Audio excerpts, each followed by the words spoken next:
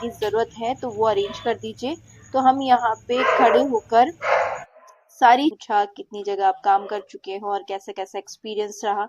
तो वो जो भी उनके एक्सपीरियंसेस थे उसके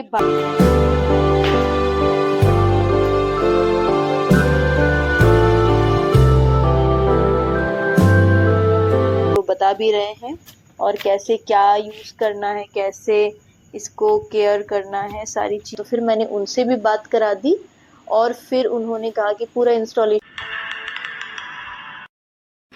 सबसे पहले इन्होंने आउटडोर यूनिट तैयार की। उसके लिए यूनिट के नीचे इन्होंने स्टैंड लगाया जो कि बहुत इंपॉर्टेंट रोल प्ले करता है क्योंकि ये नीचे नहीं रखा जाता डायरेक्टली। फिर टेक्नीशियन और असिस्टेंट ने मिलकर इसको इसकी स्पेसिफिक जगह पर रखा और उसके बाद 2 मिनट ये रुके और इन्होंने बोला कि सारे सामान की अरेंजमेंट करने के लिए। उसके बाद जो इन्होंने पाइप कॉपर का थिक सा इंसर्ट किया था इंडोर यूनिट से अटैच करने के बाद होल से, उसको इन्होंने यहाँ से निकाल के इसमें अटैच करने लग गए। उसके बाद इनको कुछ सामान की ज़रूरत थी तो वो इन्होंने हमें बताया कि हमें ये सामान की ज़रूरत है तो वो अरेंज कर दीजिए। तो हम यहाँ पे खड़े होकर सारी चीज़ें अवेलेबल करा रहे थे और जो भी चीज़ों की ज़रूरत थी ये मुझे बता रहे थे। तो उसके बाद हमने सारी चीज़ें इनको अवेलेबल करा दी। उसके बाद ये आते हैं दोबारा 2 मिनट रुकने के बाद और ये यहाँ पे इसको कसने लगते हैं और जो भी इनको प्रॉपरली काम करना है वो यहाँ पे कर रहे हैं इसको कनेक्ट करने के लिए। तो सबसे पहले तो उन्होंने जो पाइप था उसको आउटडोर यूनिट से कनेक्ट कर रहे हैं। टेरेस पे इनफैक्ट लाइट जल रही है बट उसके बावजूद भी यहाँ पे रोशनी की बहुत ज़्यादा ज़रूरत है, इसीलिए इनके हेल्पर इनको लाइट दिखा रहे हैं ताकि ये प्रॉपरली काम अपना कर पाएँ। तो इन्होंने सबसे पहले इस पाइप को इस पे कनेक्ट कर लिया जो भी टूल्स थे उनकी हेल्प के थ्रू।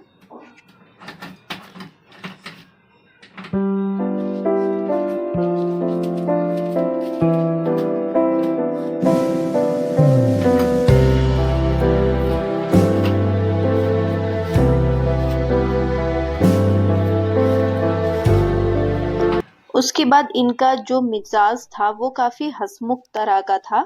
तो ये अपने एक्सपीरियंसेस भी शेयर कर रहे थे, सारी चीज़ें बता रहे थे, हम लोग सुन रहे थे और बहुत सारी चीज़ें इनसे पूछ भी रहे थे और ये उन सब के बारे में बता रहे थे क्योंकि अगर आपको किसी चीज़ की भी नॉलेज बढ़ानी है तो आप उसके बारे में पूछिए। तो हमने इनके एक्सपीरियंस के बारे में इनसे पूछा कितनी जगह आप काम कर चुके हो और कैसा कैसा एक्सपीरियंस रहा। तो वो जो भी उनके एक्सपीरियंसेस थे उसके बारे में कुछ ना कुछ बता रहे थे कि एक बार ऐसा हुआ तो दूसरी बार ऐसा हुआ और जो कुछ अंदरूनी चीजें हैं टेक्नोलॉजी से रिलेटेड इनकी फील्ड में उसके बारे में इनसे काफी कुछ पता चला।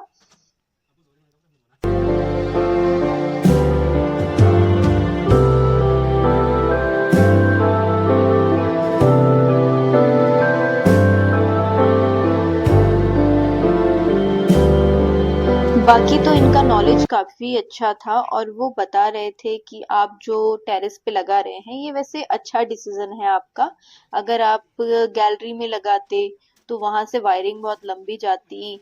तो मैंने भी कहा कि हाँ वो सारी चीज़ें मैंने सोच ली थी और फिर भाई ने कहा कि हाँ अदरवाइज वायरिंग भी काफ़ी लंबी चली जाती। भाई को भी काफ़ी टाइम हो गया, पूरे टाइम ये देखते रहे, समझते रहे, किस चीज़ की ज़रूरत है वो फुलफिल करते रहे और काफ़ी इन्होंने ध्यान दिया क्योंकि कभी भी ऐसा काम होता है तो ये सब चीज़ों को देखना चाहिए, सीखने के लिए भी ज़रूरी है और वैसे भी ज़रूरी है। उसके बाद इनको कुछ टूल्स की ज़रूरत थी जिसके लिए इन्होंने अपने असिस्टेंट को नीचे भेजा बैग में से निकालने के लिए। तब तक भाई इनको असिस्ट करते रहे ताकि इनको कोई दिक्कत ना हो और वो यहाँ पे मोबाइल से इनको रोशनी दिखाते रहे। उसके बाद हम यहाँ पे बैठकर बातें भी कर रहे हैं, चीज़ें समझ भी रहे हैं और क्या ज़रूरत है वो बता भी रहे हैं और कैसे क्या यूज़ करना है, कैसे इसको केयर करना है, सारी चीज़ें वो यहाँ पे बता रहे हैं और हम बात कर रहे हैं। और ये पीछे हमारे दोनों डॉगी हैं और उसके बराबर में जो सोफ़ा रखा हुआ है इन्होंने ही कतरा हुआ है उसको। और उस टाइम पे इतनी ज़्यादा गर्मी हो रही थी कि यहाँ पे एक छिपकली रेंग रही थी और जैसे ही मैंने पैर पटका तो वो भागकर दीवार पे चिपक गई। मुझे तो भाई छिपकली से बहुत डर लगता है, पता नहीं क्यों। रेप्टाइल्स जितने भी होते हैं सबसे मुझे डर लगता है, अजीब सा लगता है मीन्स। फिर यहाँ पे टेक्नीशियन ने बोला कि उनको एक खराब सा डब्बा चाहिए और झाग बनाने के लिए कोई डिटर्जेंट, साबुन या फेस वॉश चाहिए। इतने में लता सब कुछ चीजें लेकर आ गई। तो फिर मैंने उनसे पूछा कि उनको किसके लिए चाहिए, तो उन्होंने कहा उनको झाग बनाना है। तो फिर मैंने कहा कि आप सर्फ एक्सेल यूज करो या फिर एक फेस वॉश है वो यूज करो, तो उन्होंने लाइट वर्जन बोला। देन उसके बाद भाई ने यहाँ पे पानी भर के इनको दिया, इन्होंने पानी मांगा। उसके बाद उन्होंने इस डब्बे में झाग बनाया और उसको अच्छे से फेंटा। उसके बाद टेक्नीशियन को दिया।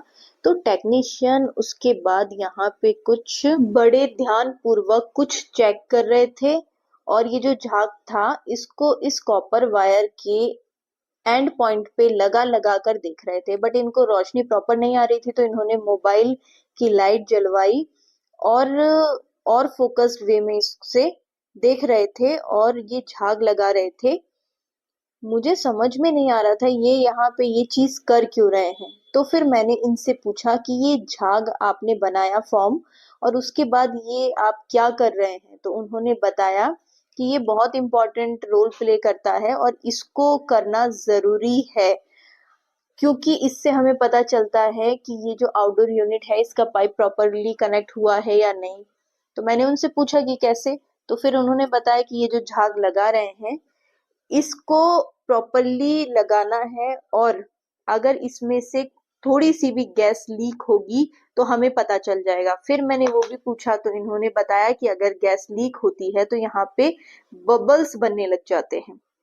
बबल्स बनने लग जाते हैं तो हमें पता चल जाता है कि ये प्रॉपरली कनेक्टेड नहीं है। तो इन्होंने बारीकी से एक एक जगह पे अच्छे तरीके से फॉर्म लगाया और बारीकी से देख रहे थे। आप देख सकते हो कितनी बारीक होकर ये यहाँ पे चेक कर रहे हैं और अपना काम कर रहे हैं। बहुत ही ज्यादा अडेप्ट हैं ये इस काम में। और यहाँ पे हमने देखा कि कोई बबल्स नहीं थी, मतलब कि प्रॉपरली ये कनेक्टेड हो चुका है।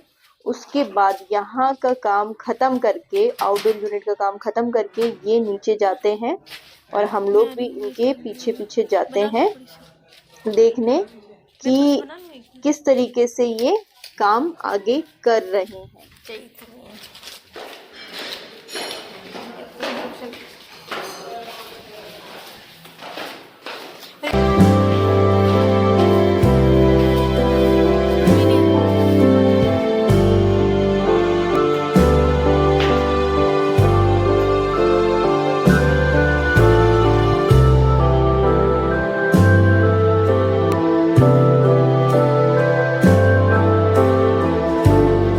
और उसके बाद मैं भी यहाँ पे आ गई देखने कि क्या काम हो रहा है इसके बाद नेक्स्ट प्रोसेस में। तो मैंने देखा कि ये यहाँ पे आउटडोर यूनिट कनेक्ट करने के बाद इंडोर यूनिट में जो इंटरनल वायरिंग थी वो कनेक्ट कर रहे थे प्रॉपरली और बहुत बारीकी से। ये बहुत ही हार्ड वर्किंग इंसान है और बहुत ही जल्दी बहुत ही ज़्यादा स्पीड में ये काम कर रहे थे, लेकिन फिर भी काफ़ी टाइम लगा इस प्रोसेस को, पूरी ही प्रोसेस को कंप्लीट होने में। उसके बाद इन्होंने जल्दी ही कनेक्ट कर दिया और मैंने फिर एसी चलाया और बहुत ही अच्छा एसी लगा ये पैनासोनिक। जरा में इसने पूरा रूम कूल कर दिया। बट अफसोस, मैंने एसी चलाते वक्त जब ध्यान से देखा तो मैंने यहाँ पे पाया कि यहाँ पे एक दो जगह कुछ क्रैक्स लगे हुए हैं। मेरा तो दिमाग ही खराब हो गया कि ये क्या हुआ। मैं जितनी जल्दी कर रही हूँ उतना ही डिले हो रहा है। फिर मैंने टेक्नीशियन को बुलाया, उनको दिखाया, वो भी बड़ा अफसोस करने लगे कि अरे ये तो क्या हो गया मैडम, आप जितना जल्दी सोच रहे हो उतना ही डिले हो रहा है। फिर उन्होंने बताया कि जनरली ऐसा होता है जब लोडिंग वाले लेकर आते हैं ना, तो कई बार ऐसे स्क्रैच लग जाते हैं, तो फिर अब मुझे रिप्लेसमेंट की कंप्लेंट डालनी पड़ेगी। तो उन्होंने कहा टेंशन मत लीजिए, ये क्या होगा कि ऊपर की ना बॉडी चेंज करवा दीजिएगा, तो यहाँ एसी आने में ज़्यादा टाइम नहीं लगेगा, क्योंकि एसी की जब कंप्लेन करते हैं तो वो अलग से भेजा जाता है आपके लिए बट भाई ने भी कहा कि हाँ अच्छा है, टाइम बचेगा, बट मैंने कहा कि नहीं, चेंज कराऊंगी तो मैं पूरा ही चेंज कराऊंगी, ऊपर की बॉडी चेंज कराने से क्या मतलब है। फिर मैंने फटाफट मैनेजर को कॉल किया और उनको बताया कि ये तो भाई डैमेज है। तो फिर उन्होंने रिप्लेसमेंट की कंप्लेन मेरी दर्ज की। एंड देन टेक्नीशियन से भी मैंने बात करा दी, क्योंकि वो बोल रहे थे मुझसे भी बात करा दीजिएगा, तो फिर मैंने उनसे भी बात करा दी। और फिर उन्होंने कहा कि पूरा इंस्टॉलेशन हो गया था। उसके बाद पता चला, एक्चुअली जब मैं एसी चला रही थी ना, तो जो उसका फोकस पड़ रहा था, जो फ्लैश पड़ रहे थे, उसके कारण ही मुझे दिखा। और जब मैंने पास जाके देखा बड़ी बारीकी से, तो बड़ा अफसोस हुआ। बट ठीक है, इन्होंने अपना काम बहुत अच्छे से किया, बखूबी किया। बट इनको भी थोड़ा अफसोस हुआ कि अरे यार अब क्या है, इंस्टॉलेशन तो हो गया बट वो फिर अगेन चेंज होगा। बट ठीक है, अच्छा हुआ कि एट लास्ट देख लिया, वरना बाद में अफसोस ही होता भाई, कुछ भी नया सामान लेकर आओ वो डैमेज निकल जाए तो कैसा लगता है। उसको चेंज करना तो जरूरी है ना। बट इन्होंने कहा कि कोई भी प्रॉब्लम हो तो आप डेफिनेटली मुझे बताइएगा, मैं आपको सोल्यूशन दे दूंगा। मैंने कहा thank you so much, but अब तो रिप्लेसमेंट की कंप्लेन हो गई है तो वो तो चेंज ही हो जाएगा।